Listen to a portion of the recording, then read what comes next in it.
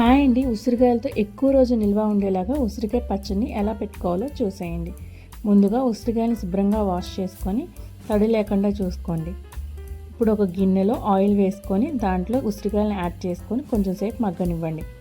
ఇప్పుడు ఒక గిన్నెలో ఒక గ్లాస్ కారం, 2 టేబుల్ స్పూన్ మెంతి పొడి, 1 టేబుల్ స్పూన్ పసుపు, అదే సేమ్ గ్లాస్తోనే ఒక గ్లాస్ ఉప్పు.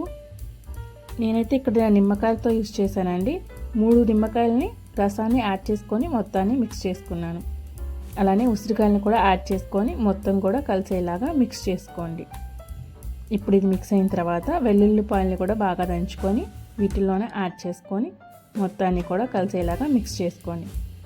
ఇప్పుడు ఒక బాణీయాలో ఆయిల్ హీట్ అయిన తర్వాత ఎండుమిర్చి, పోపు దినుసులు, ఇంగువ, కరివేపాకు, అలానే వెల్లుల్లిపాయలని దంచుకొని ఇప్పుడు వీటి మొత్తాన్ని కూడా ఉసిరికాయల్లో యాడ్ చేసుకొని మొత్తాన్ని కూడా బాగా మిక్స్ చేసుకోండి.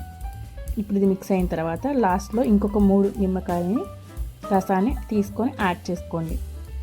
యాడ్ చేసుకున్న తర్వాత ఈ మొత్తాన్ని కూడా బాగా మిక్స్ అయ్యేలాగా కలుపుకోండి.